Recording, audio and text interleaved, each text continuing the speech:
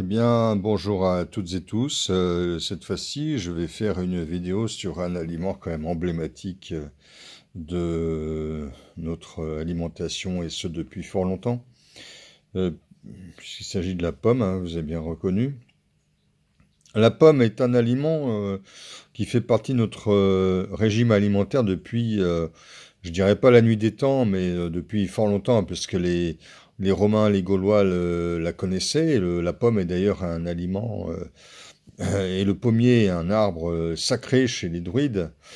Mais la pomme est aussi un aliment sacré également chez les Grecs, hein, puisque si on coupe une pomme par sa tranche, là, comme je vais faire là maintenant, hein, comme ça, là, hop, voilà, qu'est-ce qu'on voit? On voit, eh bien, on reconnaît l'étoile à 5 branches, qui est l'étoile, fameuse étoile du pentagramme pythagoricien, et que Pythagore tenait en très haute estime. C'est le symbole, l'étoile à 5 branches, c'est quand même le symbole de la connaissance.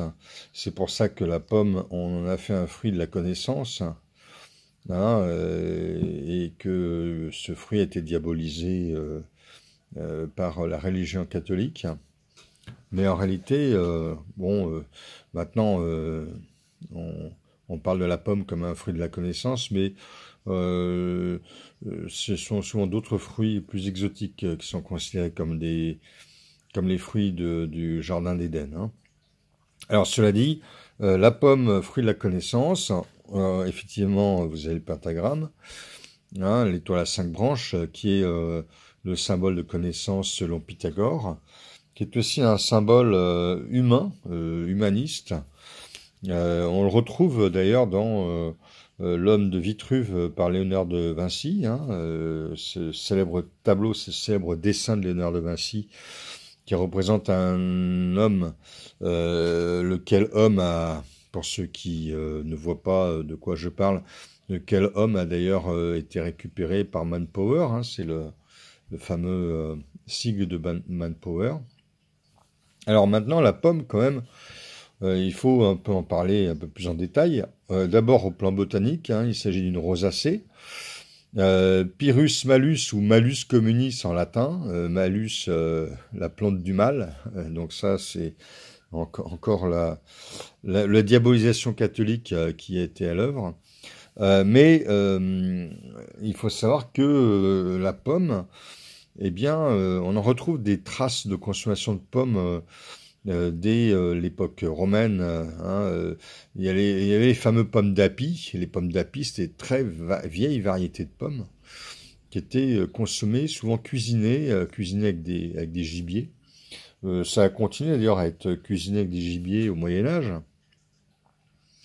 Et les vieilles variétés plus comestibles crues au couteau, c'est des variétés qui sont arrivées un peu plus tard quand même, hein, plutôt à la Renaissance et encore après. Actuellement, on dénombre beaucoup de variétés de pommes, des pommes anciennes, des pommes récentes, hein, voilà, donc euh, des pommes. Alors, il y a à peu près plus de mille variétés de pommes, hein, que l'on connaisse, dont certaines qui sont rares, hein. Il y a des pommes d'api qui sont rares, par exemple, des pommes d'api jaunes, des pommes d'api à côte, la belle de Pontoise. Enfin voilà, il y a beaucoup de variétés de pommes rares. La cour pendue qui est assez étonnante, qui est très bonne d'ailleurs. Un cours pendu qui est pas très commune. Voilà, il y a beaucoup de variétés de pommes, mais toutes ces pommes ont toutes des propriétés médicinales semblables en fait, hein. Donc évidemment, elles n'ont pas des saveurs semblables, des utilisations semblables, mais qui se prêtent plus à faire des purées, des tartes, des gâteaux ou d'autres qui se prêtent bien à être consommés crus. Ou même cuisiner avec des gibiers, hein. La pomme d'api, par exemple, avec des volailles, c'est absolument excellent. Mais dans tous les cas, la pomme a des vertus médicinales qui sont remarquables. D'ailleurs, en anglais, en Angleterre, on dit souvent manger une pomme par jour éloigne le médecin. Ça, c'est un dicton qu'on retrouve fréquemment en Angleterre. Et alors évidemment, une pomme par jour, hein, pas 15 ou 20 pommes par jour. Hein, parce que j'ai connu le cas d'une personne qui mangeait 15 à 20 pommes par jour et qui a fait un accident vasculaire cérébral avec des plaques d'athérome importantes parce qu'il mangeait trop de pommes, donc un apport de sucre est quand même trop important. Hein. Donc la pomme, c'est comme tous les fruits, c'est excellent pour la santé, mais il faut la consommer quand même avec modération. Hein. 1 à 2 pommes par jour, ça suffit largement. Hein, si on mange pas trop sucré à côté. Alors, la pomme, sinon, c'est vrai que c'est, en temps normal, consommé avec modération, c'est un hypocholestérolémiant. C'est aussi un drainant, désinfiltrant, diurétique, drainant du sang, drainant de la lymphe, drainant de la peau. On pourrait dire qu'il a des vertus fluidifiantes du sang. C'est un antioxydant aussi.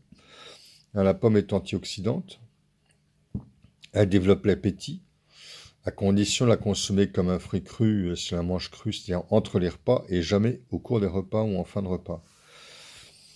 La pomme également sera un excellent immunostimulant.